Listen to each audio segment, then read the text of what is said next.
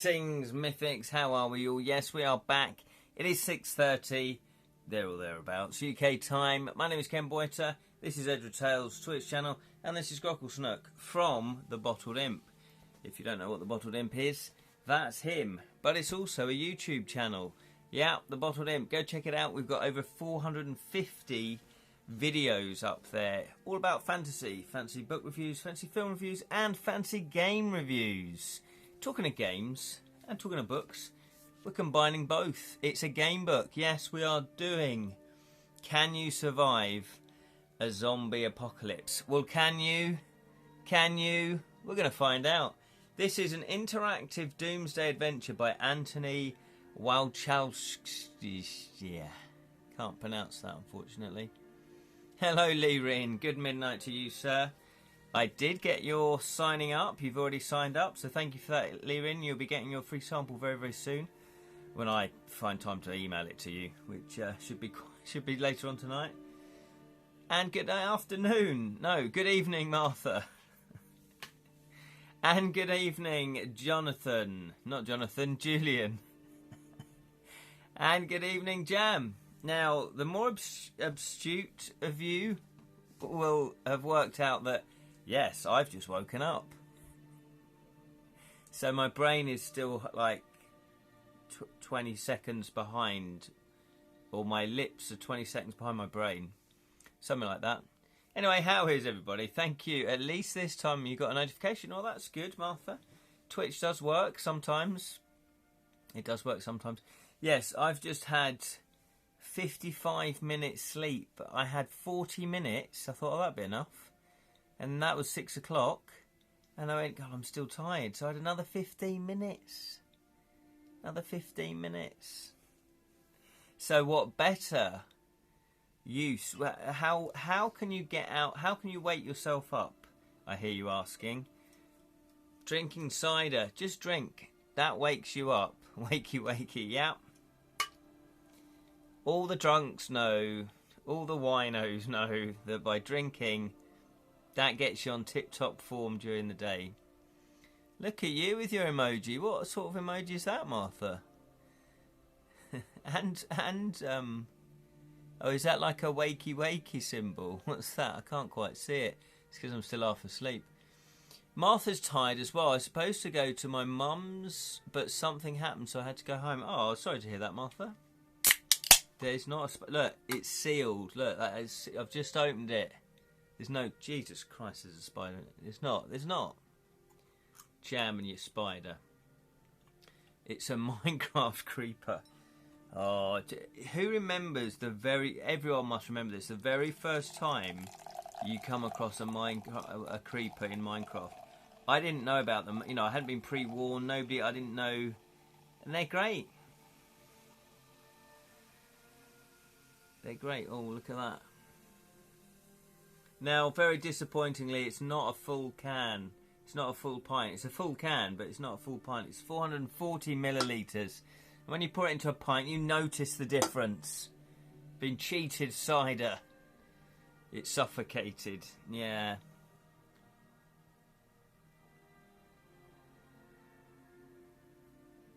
Cheers. Oh, that's good. That's good. Or watch your favourite horror movie so you can fall asleep. Can't sleep. Jaws will eat me. Yeah. I remember seeing Jaws and then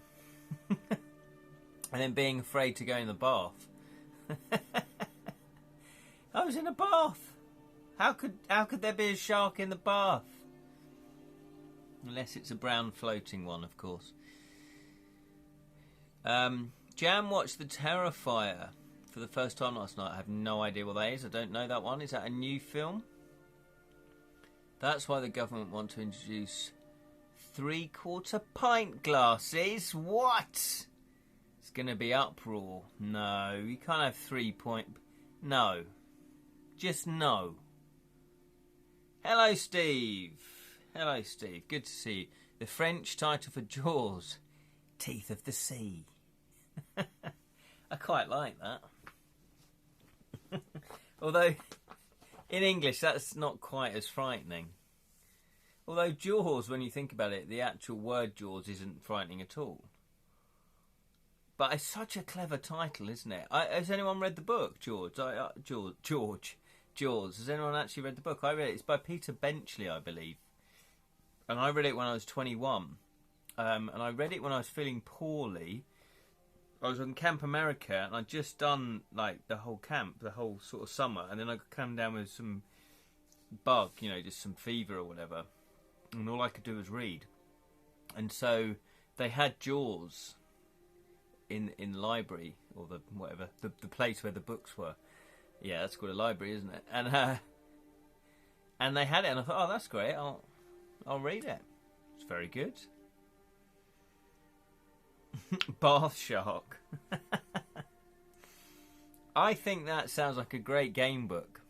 Bath Shark. I'd definitely buy that. There are sharks here. Greenland sharks, are there? Wow. Lives in the plug hole.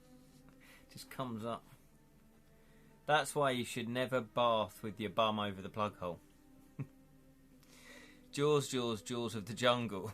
Watch out for those teeth. Good evening, Tex. Yes, good evening, Gamebook fans. Absolutely, Gamebook fans.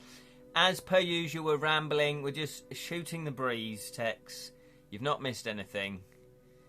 I'm waking up because I've had a monster snooze. And I'm learning once again how to put thoughts into words into your mouth so that they come out and hopefully they make a sentence that other people can understand. Plus, I'm drinking cider. Cheers. That's the one, Julian. Bath skin sharks. Because that's like a play on a type of shark. Yeah, you know that.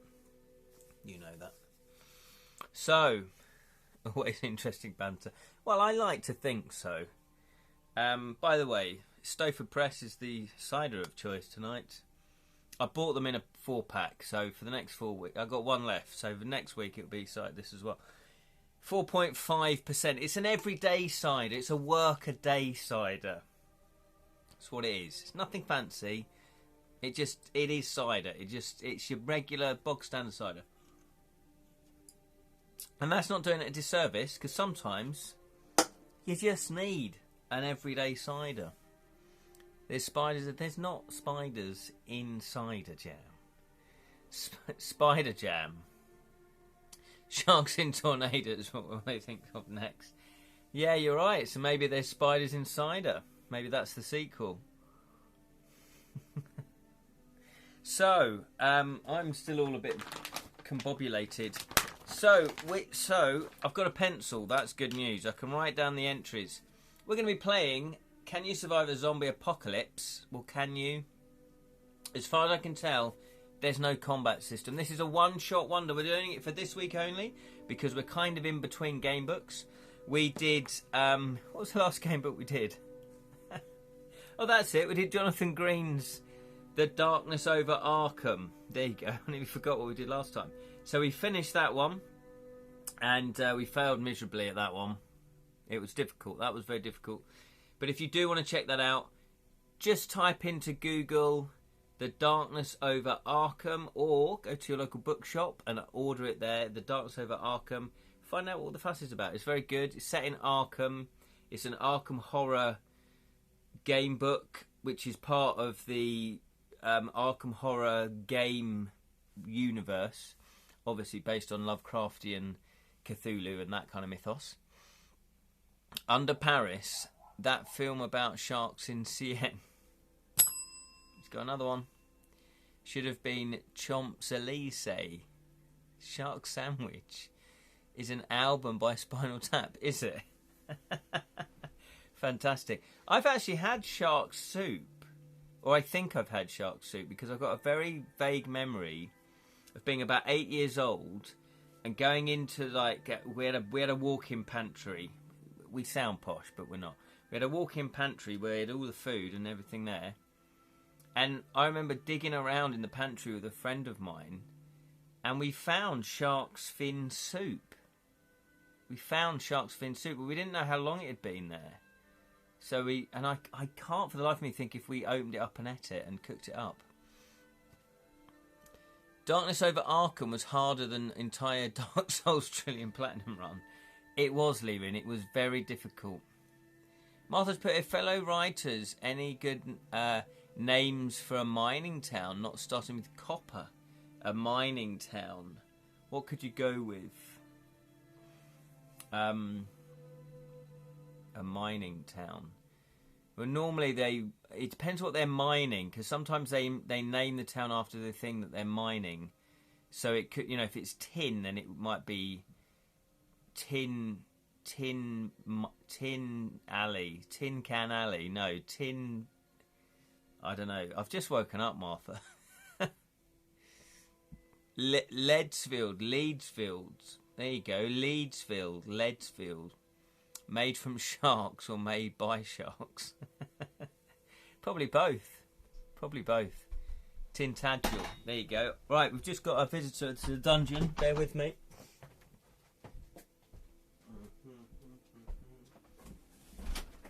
Hello. Oh, look at this. I thought this might happen.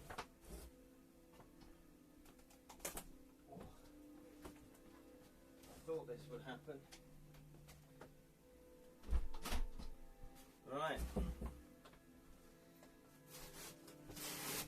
Right. Okay. Look at this. When you see the frowny smile, when you see the frown, you know what this is. Stowford P-Ress. It's not that bad. It's an everyday. It's a worker beer. Cider. Shards in the currency of fabled landscape books. Nice. Tintagel. I like Tintagel. Obviously that's a place already. Has really having a pee. Game book arrives. Yes. I think you're right, Tex. I think you're right. So this is the game book that we're going to be doing next week. My jailer just dropped it off. I tried making a run for it, but he clubbed me over the head. One day we'll get out of here. Hey, Gruffle Snook.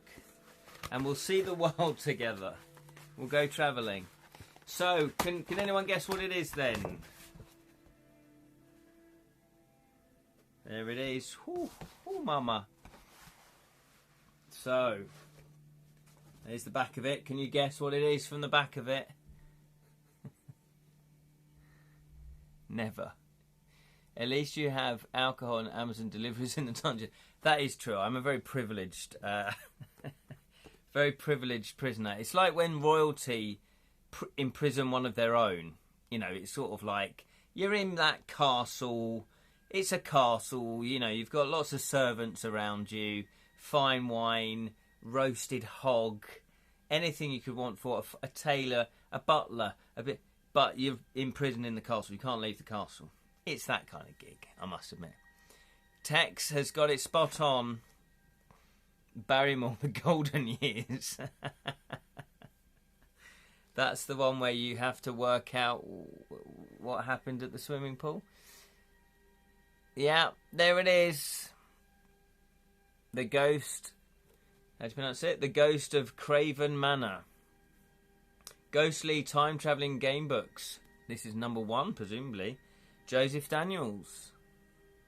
So a big shout out to Joseph. He did contact me. He did ask if I'd be up for playthrough this. So very kind of Joseph to do that. So thank you very much. He's put other titles by Joseph Daniels. The Legacy of Craven Manor. The Ingram Chronicles Volume 1. The Ingram Chronicles Volume 2. Grim Dickinson. I like that. Sounds like David Dickinson's brother.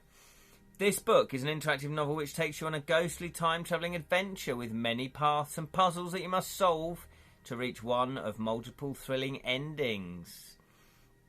You are Dave Ingram. I like that already. And when you and your fiancé are given the chance to move to Craven Manor, you think you have just been given the deal of a lifetime. That is until you discover the house is haunted. When your fiancée is possessed by one of the spirits inhabiting the house, you learn that the only way to free her is with the aid of a time-travelling amulet. In an attempt to remove the ghost from the house, you must travel through time and learn the truth about what happened there. So you can either fight the threat in the present or possibly attempt to prevent it in the past. The choice is yours. Or you could go, do you know what? Our relationship wasn't really working out. I couldn't really see myself marrying her. I'm just going to let her, you know, be possessed by the spirits, and I'm just going to move out, join Tinder again. Anyway, there you go. Cool. You have the first edition, which is a different blue cover. Ah, nice. You got the first edition. Excellent. Oh, it's cool that then he's got many editions. This version came out in 2019. So there we are. There you are. So this is the game book that we're going to be doing next week. I'll be reading up on it to see if there's any adventure sheet, if there's combat, anything that we need to pre-plan. You know. Right. I had a feeling it was going to arrive while we were doing this. I just had that feeling. You know why? It's because I'm psychic. So let's crack on then. Let's crack on. I don't know if anyone has played this yet. Pre-plan, what's that? Yeah, no, I know. Julian's the same. Well, when we did the Bottled Imp, I would plan all the episodes out. We'd film them. Sometimes we'd film three episodes in one day, 4 episodes in a day, and we'd put them out every Friday. So one day's filming could, be a whole month's worth. But then it would take Julian about a morning to edit one of the episodes. It'd take me about a morning to write an episode, 5 minutes before. I've never seen this zombie series before. Intrigued. Yeah, I can't remember how I picked it up. I think it was a gift. I think one of Sally's family bought it for me, or I can't remember how I got hold of this. Yes, the other Julian. My other Julian. The Julian with the camera. So talking of game books, just to remind you, Devilish Deaths, To Kill a Thief is my first game book. It's my debut game book. It is coming to Kickstarter in October. If you are very, very wise, like some of you already have done, you've signed up for Edra Tales. Go to www.edratales.com, click the links following this character, and you'll see a sign-up sheet, a sign-up form. If you fill that in, you'll get a free sample. So you get a little taste of what the game book's going to be like, and you automatically get entered into the live launch, live raffle extravaganza that's live on Twitch, which is happening on Wednesday the 2nd of October.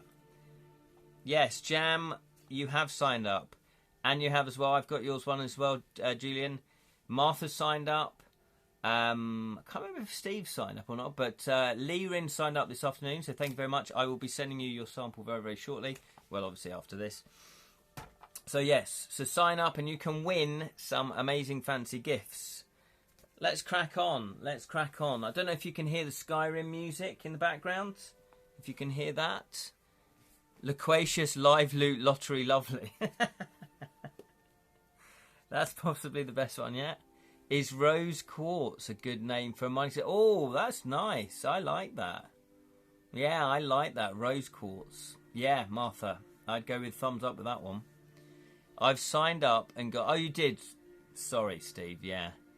Got both physical and digital versions. Oh, yes, of course. I gave you a version at Fighting Fantasy 5 Fest 5. 5 Alive. Yes. Okay, here we go then. Let's crack on. Can you survive the zombie apocalypse? Licorice Macabre. An interactive doomsday adventure. A wailing moan. A stumbling walk. A horrid stench. That is Ken just waking up to go live on Twitch. You never thought it could happen, but zombies roam the streets with a never-ending hunger for flesh. With a single bite or scratch, you'll become one of the undead monsters when you choose what to do next. Will you be able to survive the zombie horde? And it does look like it is a series, so it says here, take a look at the other You Choose Doomsday titles. Can you survive the alien invasion? Can you survive the global blackout? Okay. And can you survive the virus outbreak? Too soon? Too soon? Right. Look at this. We got a cover and then a cover. I don't think I've ever seen that before. There you go. It's the same artwork. So this is by Rain Tree Publishers. There we have, just to set the scene. Too soon. Yeah, exactly. Too soon. Maybe it came out before that. It must have done. Although, yeah, 2016 this was, so it presumably did. Like the board game Pandemic, that either did really good for the sales or everyone steered clear. Just like Corona beer. About your adventure. You are a living nightmare. No, I misread that. You are living a nightmare that has only been played out in scary stories and films. The zombie apocalypse has become a reality. In this book, you'll explore how the choices you make mean the difference between life and death. Chapter 1 sets the scene, and then you choose which path to read. Follow the directions at the bottom of each page. The choices you make will change the outcome of your story. After you finish your path, go back and read others for new perspectives and more adventures. Choose the path to take you through in a zombie apocalypse. Now, I think this is going to be harder than it sounds. There's the first illustration. Which is pretty cool. Surviving the undead. Dad, don't sing along to the radio. Your dad agreed to drive you and two of your friends, Chloe and James, to the cinema, but you didn't know he would embarrass you this much. Since when are the Beatles not cool? He asks with a smile. You roll your eyes as your friends laugh from the back seat. You turn off the radio and about to say something when a convoy of camouflaged army trucks speed by in the opposite direction. Yeah, the artwork is pretty sweet, isn't it? Pretty sweet! It's probably just training. Your dad stops mid-sentence and brings the car to a halt. He grips the steering wheel with both hands as his eyes widen. You follow his gaze down the road and see an elderly man attacking a young woman. The man thrashes at the woman with both hands and snaps his teeth. The terrified woman screams while trying to fend him off. The two tumble to the ground as the woman fights to keep the man off her. Your dad opens the car door and turns to you. Don't leave the car, no matter what happens, he says. Before your dad can reach the struggle, the man sinks his teeth into the woman's upper arm. She lets out a blood-curdling scream, and your dad kicks the man away from her. Before the man can get up, a group of people tackle him and pin him to the ground. The man gnashes his teeth together, grinding something in his mouth. You feel sick to your stomach when you realise it's the bite he took from the woman's arm. I suspect too soon to be dead, Dad. Well, I don't know. The way this is panning out, I think so. The Beatles. Isn't there also the 60s band called the Zombies? Yes, that would have been good. That's Mr. Miller. He owns the hardware shop in town, says James. He took a bite out of that woman, cried Chloe. Your dad runs back to the car, opens the boot and grabs the first aid kit. You stick your head out of the window. Dad, what's happened? You ask. I don't know. Look, just stay in the car. He sprints back to the woman and starts to bandage her wound. As he secures the dressing, chaos breaks out in a crowd behind him. People start shoving each other and running in all directions. Your dad does his best to shield the injured woman. We have to get out of there. We have to go out there and help before the crowd stampedes them, says Chloe. We should stay here, says James. That's what your dad told us to do. Anyway, we'll end up getting hurt ourselves if we go out there. You have your first decision. Have I got the my brain's not working. This. What would you like to do? Yes, look at that. Martha's already preempted it. Munchy crunchy. Timer of Doom. That's the one. Thank you, Julian. Do you want to help your dad? Type help. Or would you like to stay in the car? Type stay. Are we going to watch our dad get eaten by zombies? Or are we going to try and help? Martha wants to stay in the car. Liebring wants to help. Tex wants to help. Steve wants to help.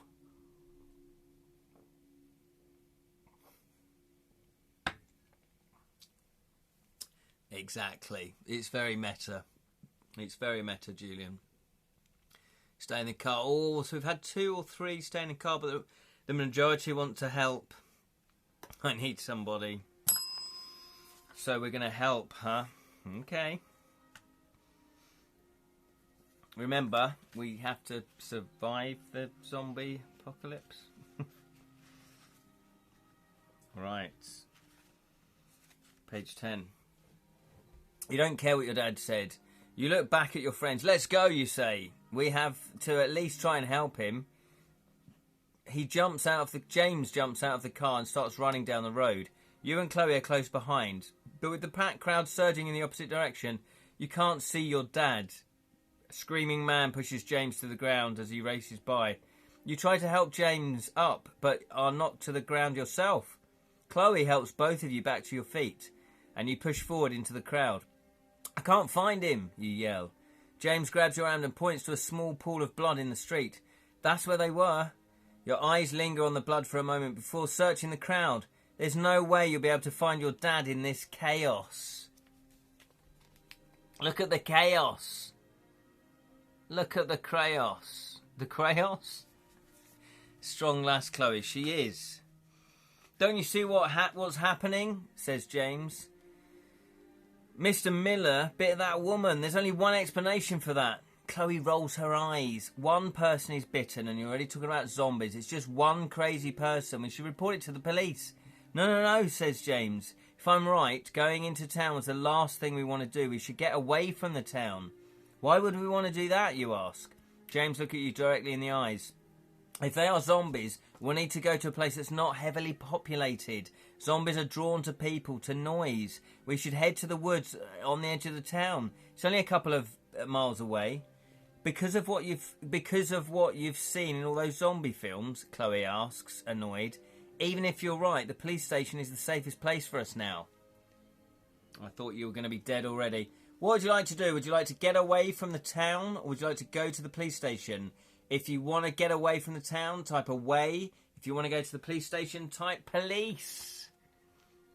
They're coming to get you, Barbara. It really does feel like that, doesn't it? I told you to stay in the car. Martha has a point there. It's all gone a bit belly up first up. Known to the local as Windy Miller due to his flatulence. Police station. Like in Resident Evil 2. Yes. Police station has guns. That is true. We've got to get armed. Or we could go into the Winchester. Right, what are we doing? Martha's get away. Steve wants police station. Jan wants away. Lerin wants police station. Julian wants police station. Also in Resident Evil, welcome to Raccoon City. And Tex one away. We've got a tie. We've got 3 each. We've got 3 each. Right. It looks like the die is going to decide. The die side. The die will decide. Shaun of the Dead was surprisingly touching for horror comedy. It was amazing. Shaun of the Dead is a modern classic. It's so good. Yeah, roll the die. Here we go then. 1, 2 and 3 is we're going to get away. 4, 5 and 6, we're going to go to the Rozzers. See what they're doing. 20 years old. Oh, mama. God, that makes me feel old. Here we go. It's a 1. It's a 1. We're going to get away. Get away to the country. Come on, die. Make us all die. Well, that might have just saved your life, actually. So we're going to get away into the on the edge of the woods. Where exactly what it was? Yeah, we should head for the woods on the edge of the town. So that is where we're going. Okay. If James is right, we should get away from the large group of people, you say. The people here seem to be getting crazier by the minute. Let's go back to my house. It's not far. Maybe Dad made it back there. Either way, we can grab some supplies. Sounds good to me, James says. But we should take the car. Mum is teaching me how to drive. This is not going to go well, is it? And it's faster and safer than being on the street. You head back to the car and jump in. James slowly turns the car around, avoiding the people, probably stalling it several times, in the road. You're facing the right direction, but you're not moving very fast. James, any time now? you say, very sarcastically, not very helping. Your dad's a lot taller than me. Give me a second to adjust the seat. I love the realism. Chloe screams as a middle-aged man pounds frantically on the car door. A terrified young woman smacks the window on the other side of the car. Both are yelling, but you can't make out what they're saying. Amazed, he had the space to turn around, really. Yeah, that's true. Well, we're playing Resident Evil 4 Countryside as opposed to Resident Evil 2 and 3 City. What's this one? Herschel's Farm. I don't know that reference. Go, go, go, go, yells Chloe. James slams his foot down and the tyres squeal as the car shoots forward. You swerve from side to side down the road before James regains control. Come on, James, you bloody idiot. No, I've just made that bit up. People are crazy, cries Chloe. Maybe you were right, James. I bet the police station is overrun. You nod and point at the junction head. Take the next right. Yes, I know how to get to your house. Let's go over what we're going to do. Take with us now so we can get in and get out. I'll grab the tent from my room, you say. Tent? That's not going to... You two pack some food and bottles of water from the fridge. There's also a lighter in the kitchen drawer underneath the... The words catch in your throat as James pulls up to your house. The front door is wide open. Everyone is silent. You go over a dozen scenarios in your head to explain why your front door would be left open.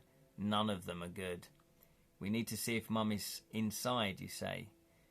The three of you get out of the car and cautiously walk into the house, stopping in the kitchen. A tent. Yeah, exactly, Lewin. A tent won't do it any good unless it's made of kelva. Crazy bit in Day of the Triffids.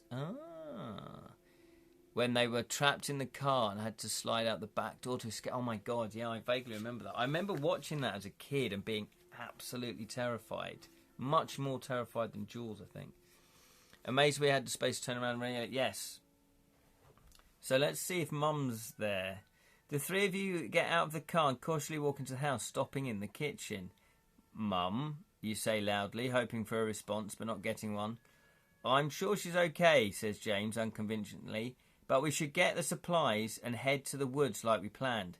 You're right, you say. I'll grab the tent and leave her a note. Oh, bless. Considerate young child. On the way to your room, you pass the door to the basement. Muffled sounds rise up the stairs. It could be your mum, but the noises sound odd. You want to run downstairs to see, but maybe you should call out first. So, what would you like? Yeah, pop round Mum's, kill Phil, and make it back to the Winchester. Such a good film. I was in the third one. I was in the World's End as an extra. I was in the opening sequence with the young versions of them. I was in one of the pubs. They do a pub crawl at the beginning. You just see the back of my head, basically. So what would you like to do? Would you like to call out for your mum? Type mum. Or if you want to go downstairs, type downstairs. Is this a wise... You met Simon Pegg.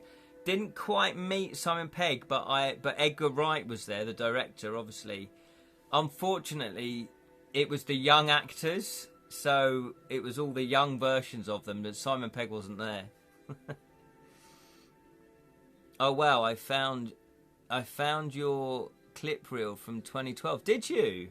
Nice. Thank you very much. Thank you very much. Mum, call out Mum. Mum, okay. Yeah, Mom. Mum? Nope, I pass. Okay, so none of them are a good idea, says Martha. Right, I know, but you got to choose one. Got to choose one. So let's see. So we're going to call out first. That's 1, 2. It looks like call out first. What's the choices? Yeah, no one's put downstairs. Let's see what Mum says. Let's see. Okay. Mum. Oh, it's a very good illustration. No noise. Yeah. Oh, yeah. Oh, Jam, you're right. Mum, are you down there? There's no response. And the noise you heard before has stopped. You wonder if you should go downstairs, but you're glad you didn't. A face appears at the bottom of the stairs. But it's not your mum. It's your mama. It's a man wearing tattered clothes with scratches on his face and blood smeared around his mouth. There he is, look. Really cool illustration. The man lumbers up the stairs with an inhumane snarl. You slam the door, turn around and slide to the floor with your back against the door. Chloe, James. Martha did try to tell us exactly. Have we got red on us? Yeah, not yet. The man lumbers up the stairs, done that one. Your friends run out of the kitchen and give you a puzzled look. As the top of the basement door surges open, James rushes forwards and pushes back. Chloe, get the tent out of my room, you yell. It's under my bed. Chloe runs off without a word as you and James struggle to keep the basement door shut. You can hear the zombie on the other side. His growls are getting angrier by the second. It's Mum's friend, Uncle John. You know Uncle John. He's just popped round for the poetry class. He's teaching me poetry. Chloe reappears with a tent. Let's push the sofa in front of the door and then we can make a run for it. James dashes to the sofa and pulls while Chloe pushes. You feel the door open again, but you plant your feet and use your back to slam it shut. You wait a second before dodging out of the way as Chloe and James position the sofa in front of the door.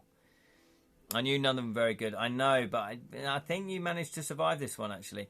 It's not going to hold long, you say. Let's go. James grabs a rucksack as he's stuffed with food. Hang on, he is stuffed with food. As you hoist the tent under your arm, before you take another step, 4 zombies stagger through the front door. You only have a moment to decide which way to run. What do you want to do? Do you want to run for the back door or do you want to run upstairs? Type back door if you want to go back door. Sometimes that is the best option. Or if you want to go upstairs, type upstairs.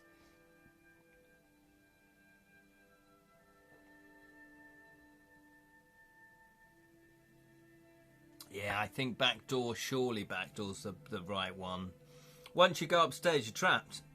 You're going to have to jump out a window, break your legs, then try crawling away from a zombie. Back door is always fun. Trapped upstairs, no thanks, yeah.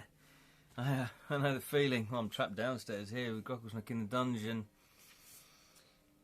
So, we're going to go. Bit of backdoor action. You race out of the back door and stop short. Your neighbours have stumbled out of their house. Drool oozes from their mouths as they stare at you hungrily. They stand between you and the car. We have to go on foot, you mumble. We're having to go on foot. You make your way through the streets, swarming with panicked people. The crowd thins as you reach the woods. After an hour, you get to a clearing. James surveys the area and puts the tent down. Let's camp here. We can put sticks around the tent so we can hear if anything gets close. Let's build a fire, says Chloe. I'm cold. Chloe, if there's any zombies nearby, the light from the flames will draw them to us, you numbnuts, says James. Absolutely no fires. James has a good point, but you're deep in the woods. You doubt anyone or anything from town would ever see the flames. If I was a zombie, guess I'll be Drulian. Drulian. Quite like that name, actually. So what would you like to do? Would you like to convince James to start a fire? Convince Chloe not to start a fire? Put not if you don't want the fire. Put yes if you do want the fire. Or no fire. Yeah, I knew there was a better way of doing that. You work it out between you. Work out what you want to write. So, you want to do fire? Oh, it's a bit of shades of Lord of the Rings, isn't it, eh?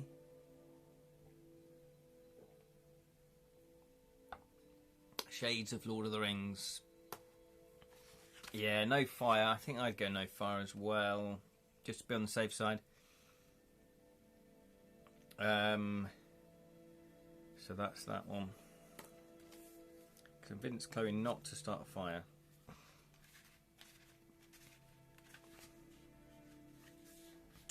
Chloe, if James is right, we should do whatever we can to avoid attracting attention.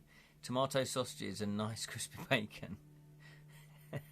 Tomato sausages, nice crispy bacon. No, you didn't have that sort of accent, Ken. That was rubbish.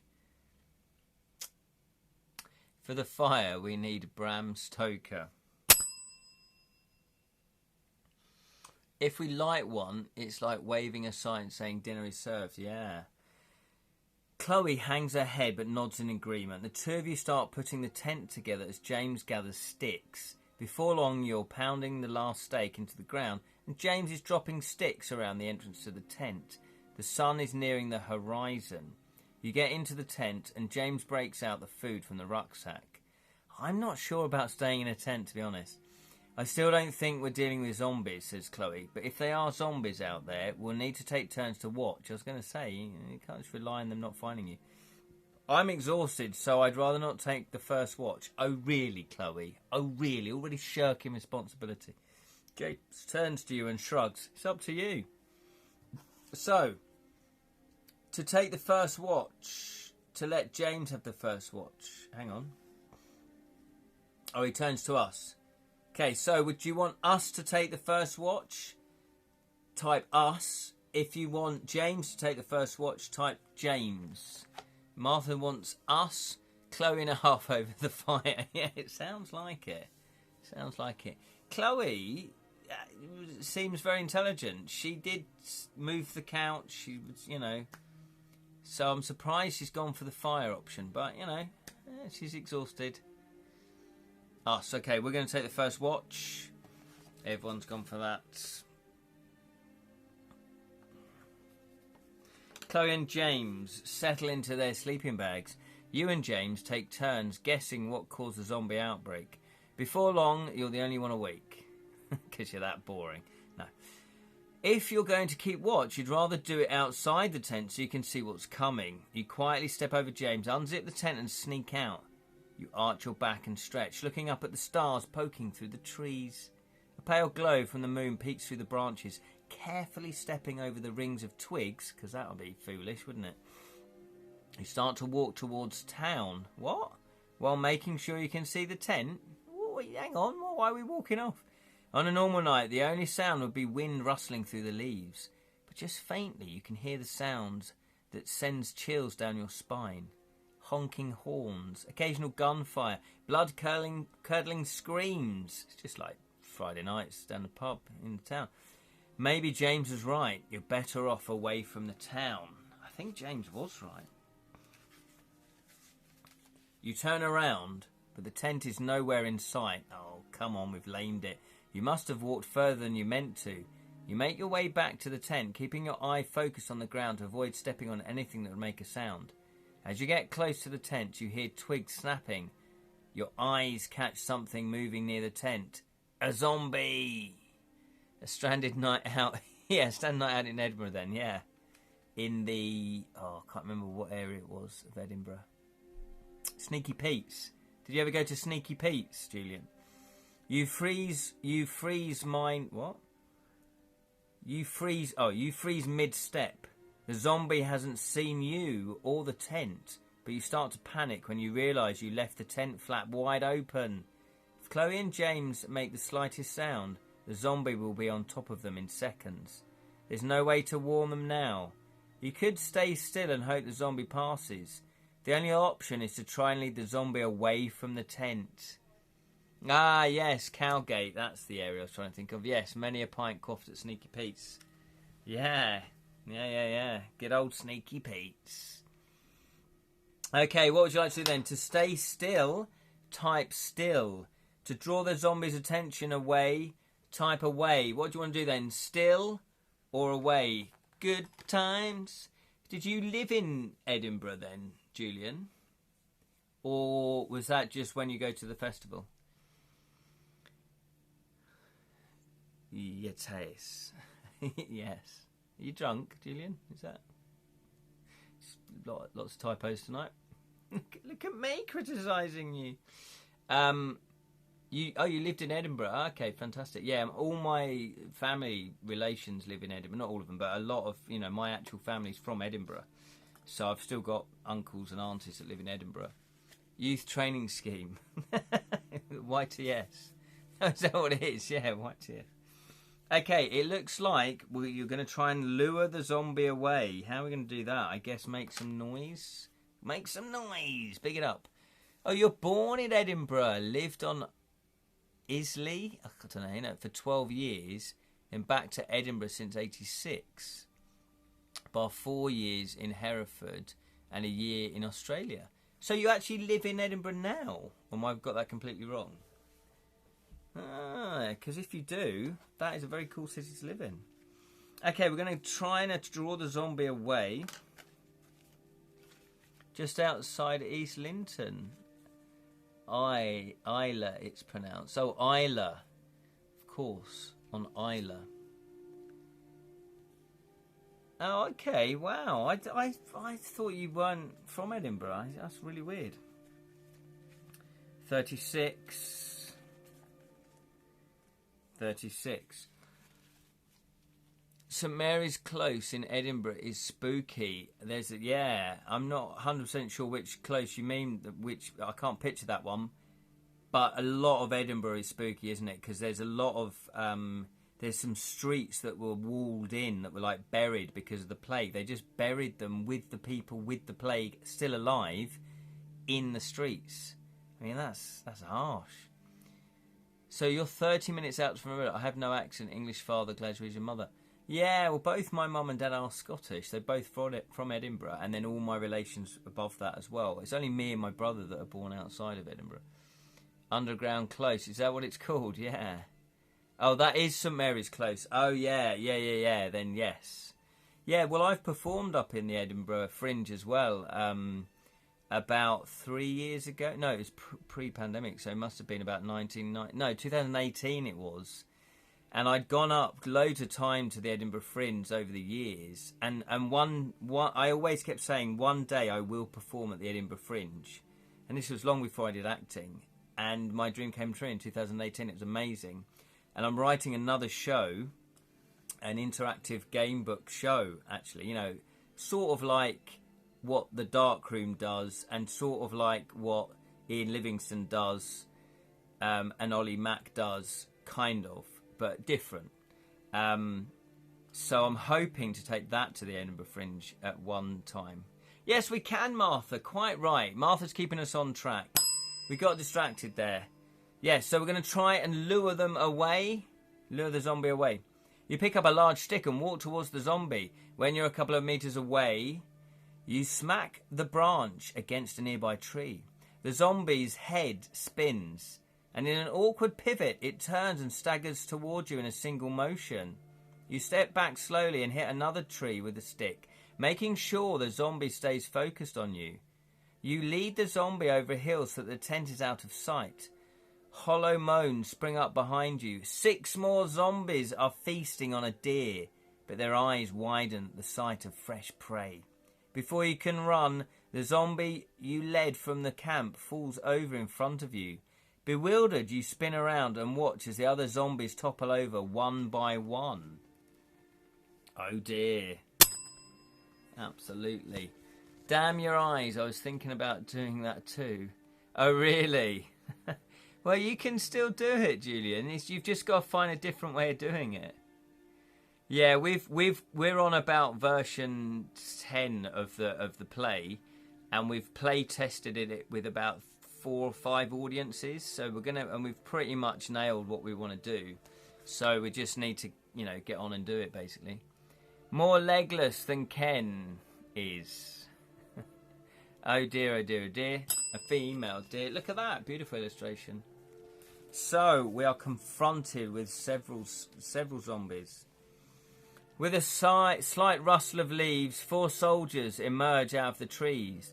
Each is wearing night vision goggles and carrying a silenced pistol. Are you hurt? One of them asks you. Did they touch you? No, you say. Thanks for saving me. Are you alone out here? He asks. No, my 2 friends are back there at the tent, you reply. You lead the soldiers over the hill to your tent. You wake up Chloe and James, who are groggy at first but are jolted awake at the sight of the soldiers. The soldiers lead you to an evacuation site with helicopters and many heavily armed soldiers. As you pass over town, you see crowds of people rushing through the streets, cars piled up in accidents and huge fires. You're just glad you made it out alive. The end. To follow another path, turn to page 9 to learn more about zombies turn to page 101. You did it, guys! Alive! I'm unlike undead. Yes, unfortunately, and presumably our mum. Yeah, 101. Yeah. So let's read 101. The cost of venison is very dear these days. I knew there was a great joke there. So that was it. Yeah, that was it, Tex. That was it. That's what I'm saying. It's a one-shot wonder. Because you guys did it. I wasn't expecting that. Because when I've gone online and I looked at this previously, because I wanted the cover to print that out, although I did end up just scanning it, it did say that it's quite difficult. It's over 40 choices, 20 different endings. And it is like it's a sort of introductory game book. You know, this is for teenagers to get them reading, get them into game books, and get them making decisions, I guess. And if you play as a little group with teenagers, you know, obviously they'd be discussing what to do. There's even a glossary at the back, you see. And I always thought this would be quite cool just as a one-shot wonder. Well, if I hadn't got a game book in time, or were, waiting for another game book. 20 different endings, so it's more like a choose-your-own-adventure style. Yes, it is. We're a bit flipping good, aren't we? Yeah, I know. I wasn't expecting. Weird book. I know what you're saying. I know what you're saying, Tex. But it's aimed at a younger market. And there's no combat system. It's just literally choosing your own adventure. So it is like choose your own adventure. 101. Should we find out more about zombies? Hey, look at that. It's nicely done, though. Some really lovely illustrations. It is printed on sort of shiny paper. Zombies, past and present. The idea of zombies started in Haitian culture. Legend has it that the voodoo witch doctors, also called Borkers, could turn people into zombies in a process called zombification. A person going through this process would die and be brought back to life. Then they would be under the control of the Borker. Illustrations are excellent, to be fair. They are. They're really good. I mean, look at that. That's really cool. Full colour as well, look. Oh, yeah, I've just realised each page is red. There's red on it. So full colour borders. That's quite a nice touch.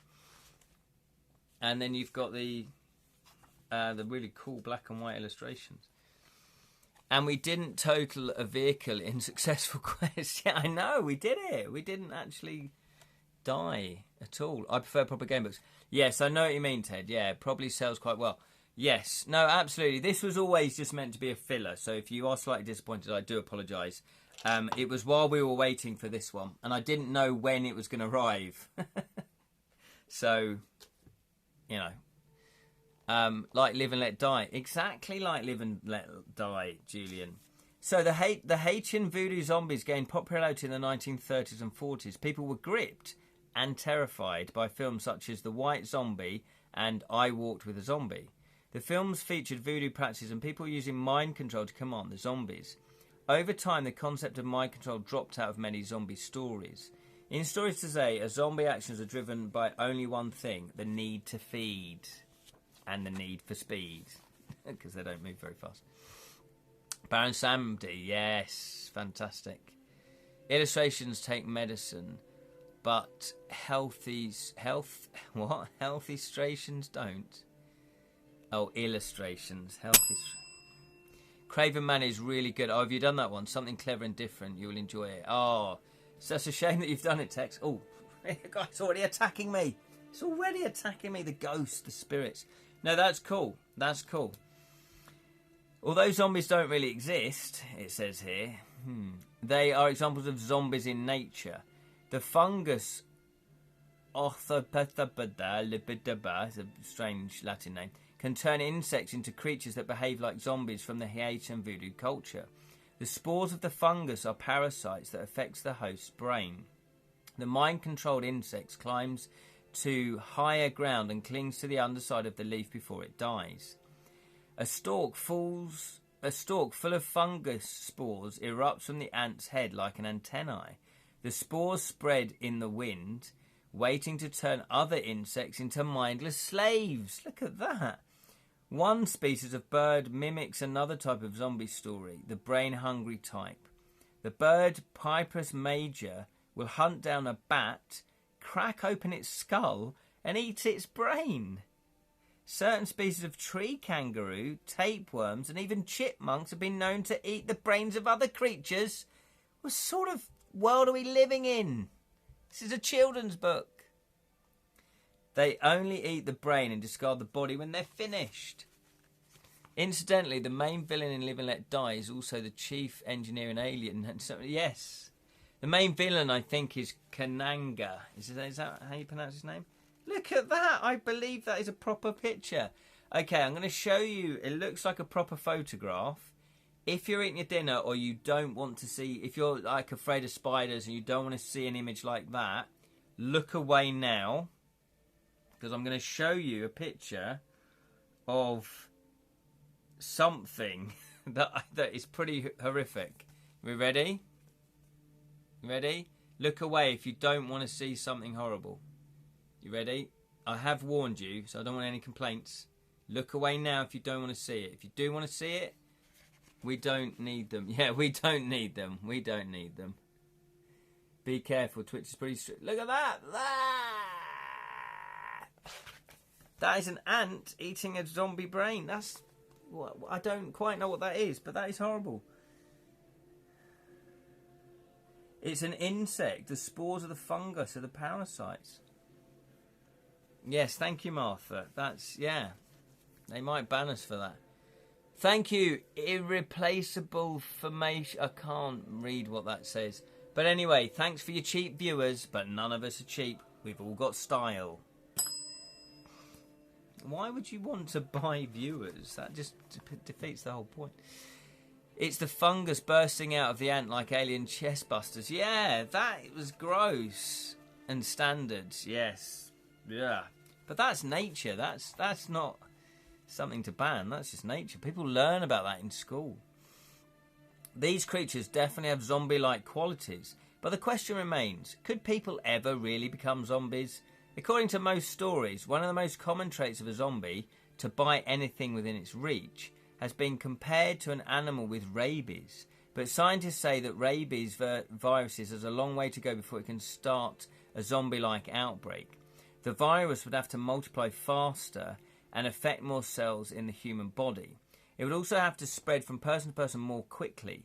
Instead of taking 1 to 3 months to affect the host, it would need to happen in a matter of days. Even if rabies virus could do all of that, it would still have to mutate. The new virus would need to attack the brain, but still allow the person or zombie to move and function. The rabies virus in its current form causes brain damage and eventually leads to death. What a cheery book. Past epidemics have shown... This was written in 2016. Past epidemics have shown the potential for viruses to spread quickly, which is a concern for a virus could trigger something like a zombie outbreak. And although it's not likely that zombies would rise from natural virus, some people claim a synthetic virus, here we go, made in a laboratory could do the trick. Alternate theories. However, scientists would have to solve the issue facing the natural viruses before they could make it work. Although there are many theories about how zombies could become a reality, scientists remain unconvinced that a zombie uprising could actually happen. The T virus. So there we go. It's also got a survival guide as well. It's got a survival guide. A toast. Hang on. A toast to Yefet Koto. Oh, is that the actor? Is that the actor? I think that's the actor, isn't it? The zombie ant fungus is what the clickers in The Last of Us is based on. Oh, is it? Oh, okay.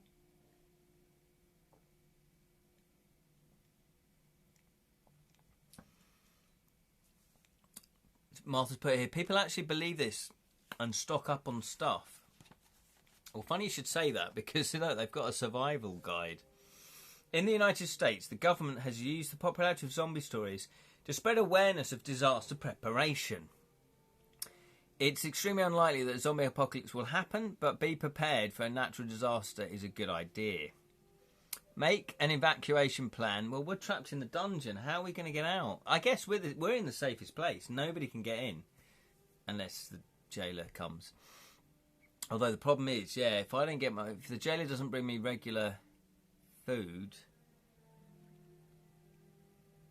that could get nasty.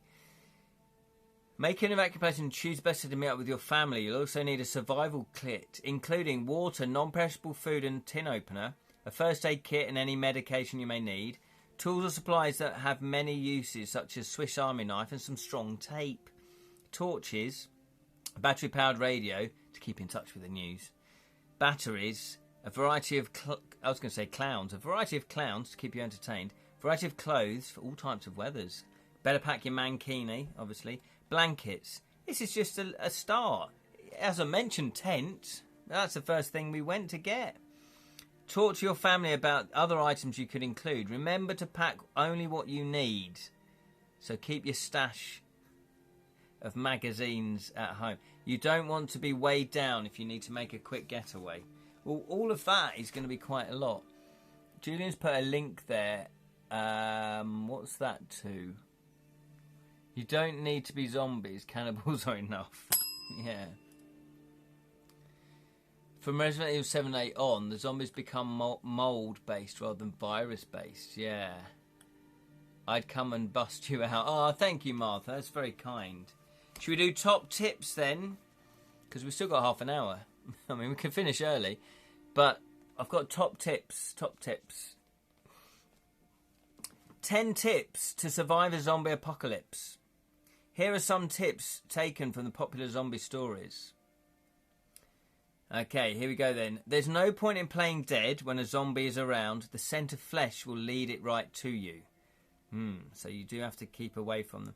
Be aware of your surroundings. Always have several exits in mind in case zombies cut off your main escape route. Avoid heavily populated areas. Zombies are attracted to noise and people, so you'll have the most luck in an isolated area, which is what you did. I think this is why you won, because you went to the woods. There is some safety in numbers, but smaller groups have better chance of remaining unseen. Zombies are deadly slow. Instead of taking on a zombie, try to outrun them. Don't trust Wesker. See, I've not. Is that from The Walking Dead? I've not seen that. If you have to fight, remember that a zombie can survive without an arm or leg. To kill a zombie, aim for the head. This is why Shaun of the Dead was so good, because it was more realistic. Because the first time that Simon Pegg and Nick Frost see a zombie, they think she's drunk. They just think she's, walking home from the pub. And they sort of go, oh, you're all right, love, a bit drunk. And even when she's like, they're like, yeah, all right, gosh, she's had a few. Which is kind of what you would do. You wouldn't automatically think zombie because it's not your reality. We know zombies don't, so you wouldn't think that. And then when they realise that and they're in the garden and they're going, what have we got to kill them with? They're throwing records at them. You literally would go, just throw stuff at them. Oh, she likes you. Yeah, exactly.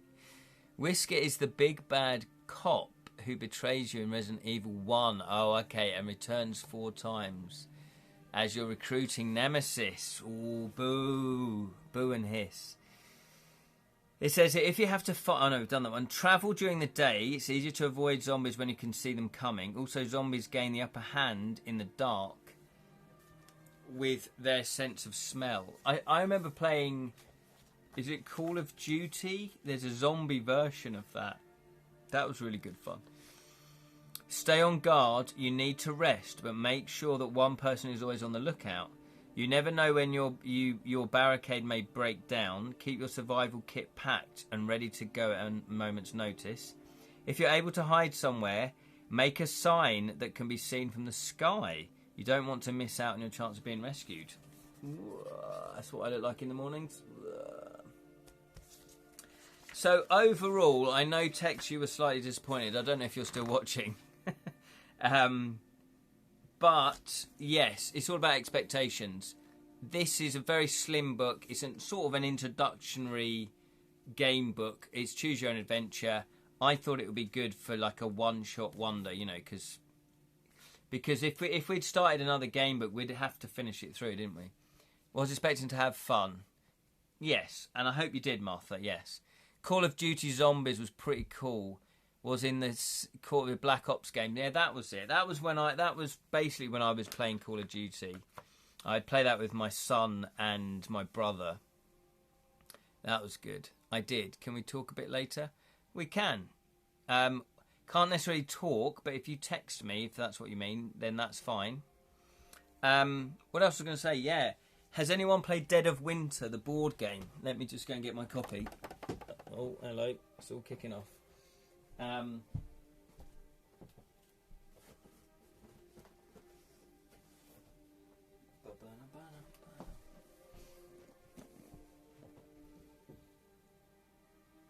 It's very good. Dead of Winter. Dead of Winter, the board game, is really good. Oh, it's really good. It's really cool. It's just brilliant. It's a bit different to what we usually do, but interesting nonetheless. Yes, Julian, exactly. It is different to what we normally do. But yeah, Dead of Winter, if you're into board games, was generally scared for an entry or three, especially considering we were playing kids this time. Yeah, no, I thought it was very well written. I think if I was a 13-year-old, this would have probably had the same effect as the Fighting Fantasy books did with me. They're lightweight, though. They're not as, heavy or meaty as you like Fighting Fantasy. But this is the board. And basically, you are in here. So you play different characters. And it's a cooperative game. And these are all the zombies. The zombies start appearing. And they're trying to get in to eat your brains, basically. And then these are various locations on the board where you try and scavenge for guns and weapons and fuel and different things that's going to help you. I remember Dead of Winter. It took forever to set up. It does take a long time. It is a big box game. It will take you 2 hours to play, probably, maybe even 3. But you get really cool characters. There's some really cool characters. Loads of little standees. Really cool characters. This one looks like Julian. He's got the mop. That's going to help you out, Julian, in the zombie apocalypse. And you get shed loads of zombies. Different types of zombies. Well, they've got the same types, but they're really cool zombies.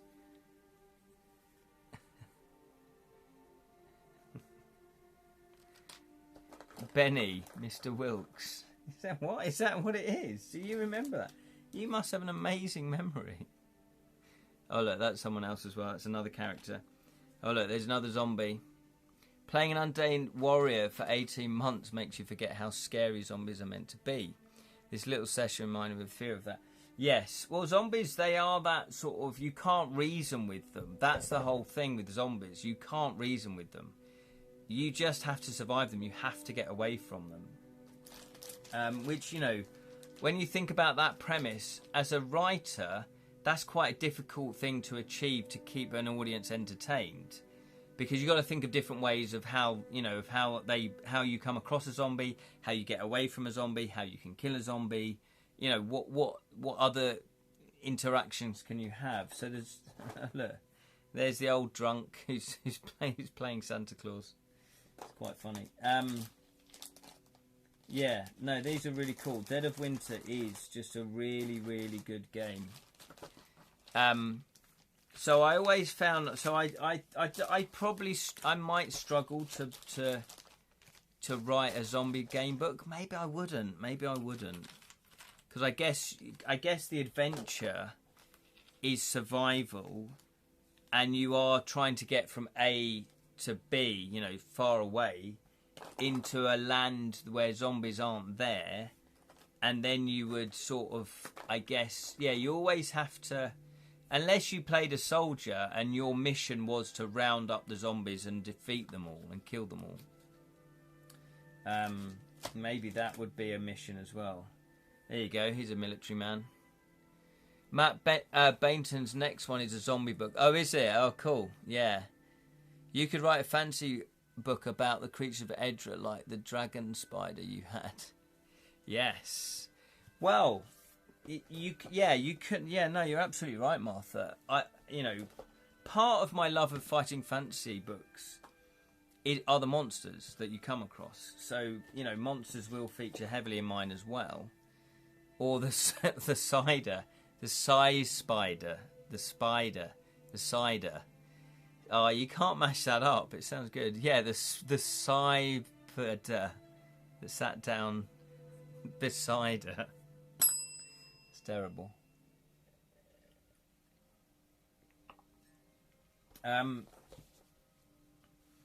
But I thought it's very well written. What was I going to say? Yeah, so I do want to... So I guess you could have something like zombies. Don't know, you have to have a think about that. Remember to thank Sally. She popped in briefly. Oh, did she? Thank you, Sally, for popping in briefly. Yeah, she's got a lot of meetings tonight. She's had a full-on day. Well, I hope you enjoyed that. Next week, we're going to do this. Shall I read out the beginning bit, just so we know what's going on? Okay. So, dear reader, this is not a simple story to hold in your hands, but rather an interactive adventure in which you choose what happens next. To play this game, you will require 2 dice, a few sheets of paper, and a pencil and an eraser. If you have never played a game book before, here's the basic idea. The mastermind is the hive spider queen feeding off the main honey barrel in the mead brewery. Oh, I've not come across that one yet, Lirin. That sounds hideous. Oh, that's fine. Hello, Sally. I'm here in the background, yes, just going from work. Well done for staying alive. I know, I was surprised. If I'm being perfectly honest, I thought they would die at least 4 times. But they did it. Did it first time. If you've never played it, right, the book is made up of passages number 1 to 535. Instead of reading through these pages beginning to end, read through until you reach a choice. This might be something as simple as what door to pick. Once you have made your choice, you turn to the number passage that is written beside it. Then you read that passage until you reach another choice, and so on and so on. Sometimes you will not be given a choice, but must simply turn to the number that you are told to turn to at the end of the passage. On occasion, you may also have to complete a puzzle to know what number to turn to next. There are, of course, a few more things that you'll be doing, including dice rolling and writing statistics, but we should come to that later. Firstly, please turn to the back of the book and copy the adventure sheet. Do not read the rules yet, because they are only there as a point of reference, and will be explained to you individually throughout your adventure, as and when you need to know them. All you need to know right now is your name is Dave Ingram. It's Dave Ingram, everybody. You are engaged to a woman called Liz, and you have just recently bought a house called Craven Manor together. It's not called Craven Manor together, it's just called Craven Manor, but you bought it together. Okay, so that is the setup. All right, Dave. Yeah, Trigger, you do know my name is not Dave, isn't it? No. Well, what is it? It's Rodney. Oh. So who's Dave then? Classic. Okay, so obviously I'm looking at the back here to the rules. But it says not to, so maybe we should just judge that and we'll go through it together. John Craven. And his news round. Okay.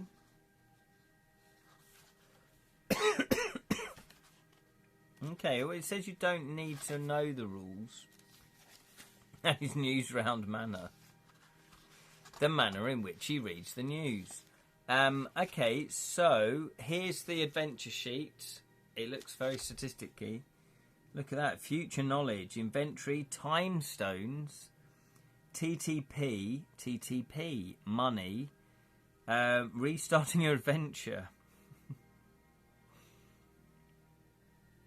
Oh, okay, this is quite cool. It says, after the initial intro, if you die at any point in your adventure or wish to start again, clear all progress from your adventure sheet. We won't do that. And turn to 13. Time jump dates, shortcuts, random completes, CMIP. I don't know what all that means. But there we go. So you've got this time travelling aspect to it as well, which does sound very intriguing. So there we are. So we're going to be doing this one next week, 6:30 UK time. The Ghost of John Craven's Mind. The Ghost of Craven Manor by Joseph Daniels. He very kindly sent me a copy to do the read through. If you're wondering, does that affect my judgment of a book? No, it doesn't. If someone sends me a book, I know this is a playthrough, I'm not doing a review, but I will have opinions. But so far, I'm intrigued. Now that's magic. That was Paul. Yeah, exactly, Paul Daniels. Yeah. Surrounded by countryside file. You guys are terrible. You're terrible with your puns. What else? I think that's it. I kind of come to a stop. Should we just end it there? Just end it there. It's nearly 8 o'clock. Yeah, so sorry if you're expecting a more meatier game book tonight, but I did say it was a one-shot wonder. I wanted to know what this was like. Any thoughts on this? I thought it was very well written. It was engaging. It was exciting. And I did think the illustrations were really cool. Look at that one. So I think it does what it says on the tin, although it is quite lightweight. It is definitely an introductory to game books. Or choose your own adventure books. You know, branching narrative. There's no combat system in there. So if you have got children 12, 13... that, you know, may like this, then they probably will like this, especially for the facts at the end and the picture of the zombie ant. Brilliant. Nice to spread some time together with you and all, as always. Yes, Julian, back at you.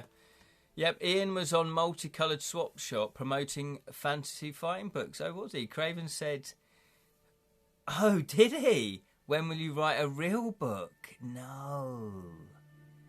Did he really? And then millions of copies later and festivals in honour of Ian and Steve later and celebrating the 40th anniversary of the first book. And